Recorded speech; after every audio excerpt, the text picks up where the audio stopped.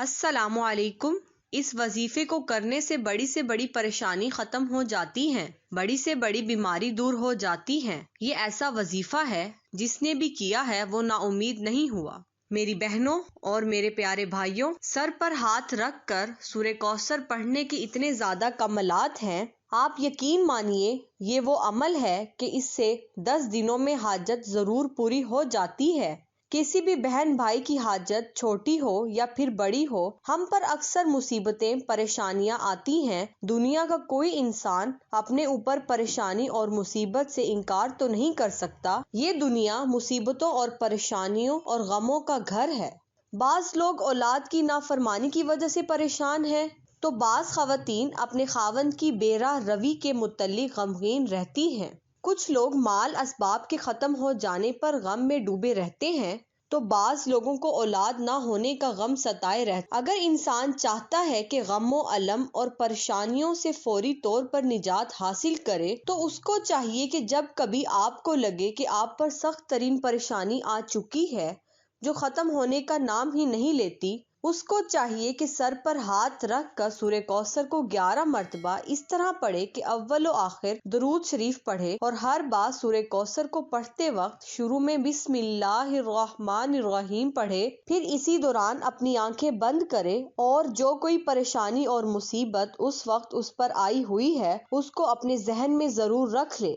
پھر جیسے ہی یہ ختم ہو جائے تو اللہ تعالیٰ سے اپنی اس حاجت کی دعا کرے۔ اس عمل کو کرنے کا کوئی وقت مقرر نہیں ہے، کیونکہ پریشانی تو انسان کو کسی بھی وقت آ سکتی ہے۔ جیسے ہی کوئی پریشانی آ جائے تو اس عمل کو کریں، اور جب تک وہ پریشانی ختم نہیں ہو جاتی اتنے دن ضرور اس پر عمل کرتے رہیں۔ سب سے پہلے تو آپ کو یقین دلاتے ہیں کہ انشاءاللہ پہلے ہی دن آپ کی وہ پریشانی حاجت پوری ہو جائے گی۔ اگر پھر بھی وہ ختم نہ ہوئی ہو تو 3 دن تک مسلسل یہ عمل جاری رکھیں۔ انشاءاللہ انہی 3 دنوں میں یہ پریشانی اور مصیبت جو آپ پر نازل ہو چکی ہے وہ ضرور ختم ہو جائے گی۔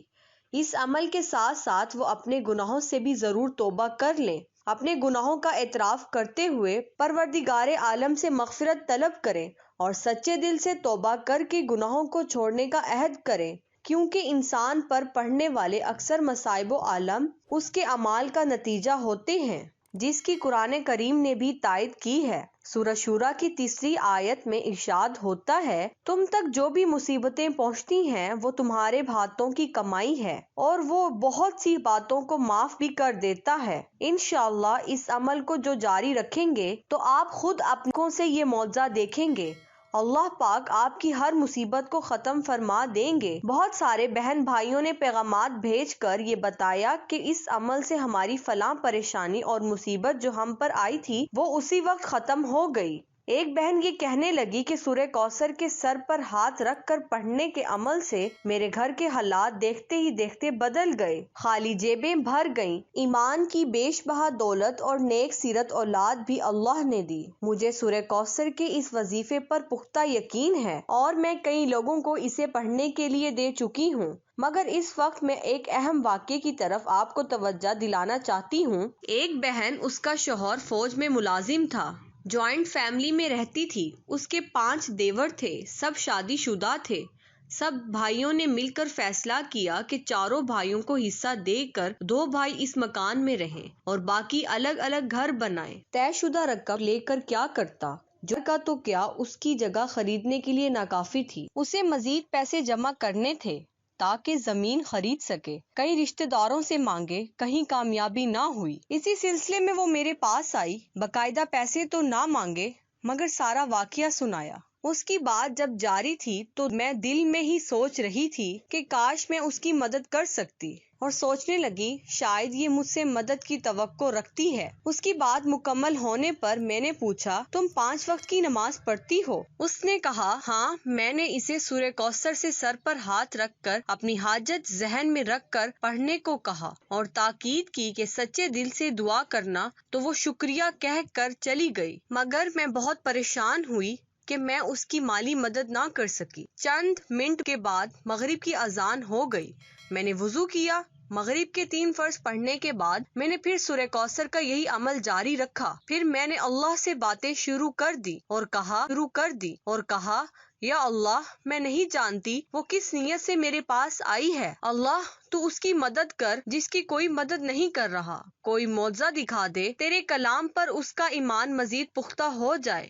دل بھر کے اس کے لیے دعا کی. صبح 9 بجے مجھ سے ملنے آئی. جب اس نے بتایا کہ گزشتہ رات میرے شوہر کو ہیڈ کوارٹر سے فون آیا کہ اس کا نام اس ٹیم میں شامل کر لیا گیا ہے جو امریکہ جا رہی تھی. تنخواہ کے علاوہ اس کو وہاں سے بھی ڈالرز میں اچھی خاصی رقم ملے گی. جگہ خرید کر آرام سے گھر بنا سکتا ہے. اس کا شوہر پہلے ہی امریکہ جا چکا ہے. آج انہوں نے اپنا گھر بھی بنا لیا اور ہنسی خوشی زندگی گزار رہے ہیں. میں نے کہا کہ یہ وظیفہ ساری زندگی جاری رکھنا. انشاءاللہ تمہارے ہر کام میں خدا مدد فرمائے گا. اسی طرح ایک اماں جی کا میسج موصول ہوا. وہ کہنے لگی کہ بیٹا، میری 17 سالہ بیٹی سخت بیمار ہو گئی تھی. میں نے اپنی بیٹی کو اچھے سے اچھے ڈاکٹر اسلام آباد کے ہسپتال میں بھی داخل رہی. پھر کچھ لوگوں نے کہا کہ یہ ڈاکٹرز کا کیس نہیں ہے کیونکہ بیماری میں بھی کوئی کمی واقع نہیں ہوئی تھی. تو میں نے قاری صاحب سے بھی دم کروایا، جبکہ انہوں نے کہا کہ بیٹی پر تعویذات کروائے ہوئے ہیں. اسی دوران گھر سے بھی 2 تعویذ نکلے جو ہم نے ضائع کر دیے، مگر ان سے کوئی فائدہ حاصل نہ ہوا. پھر ہم نے اس عمل کو 1 ہفتے کیا. الحمدللہ ہر دن میری بیٹی کے لیے بہتر سے بہترین کی جانب جا رہا تھا. اس کی طبیعت کافی بہتر ہو رہی تھی.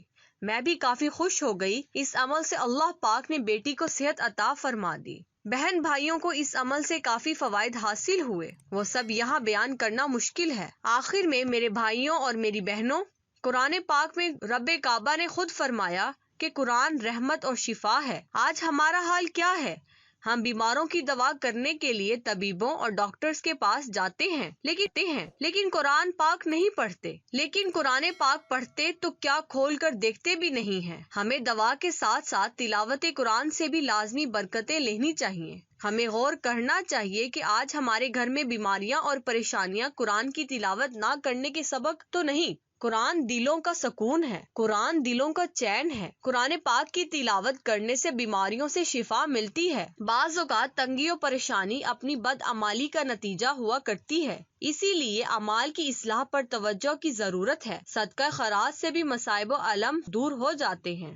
5 وقت نماز کی پابندی رکھیں اور جب کبھی بھی پریشانی آئے تو اس عمل کو ہرگز مت چھوڑیں. اللہ پاک آپ تمام بہنوں اور بھائیوں کی پریشانی ختم فرمائے. آمین ثم آمین. حضور صلی اللہ علیہ وآلہ وسلم نے فرمایا، جو شخص ہر وقت باوضو رہے گا اس پر جادو کا اثر نہیں ہوتا. سود اور حرام کھانے والے کی دعا قبول نہیں ہوتی. جس نے اپنی نمازوں کی فکر چھوڑی، اللہ نے اس کی فکر چھوڑی. ہر فرض نماز کے بعد آیت الکرسی پڑھنے والے اور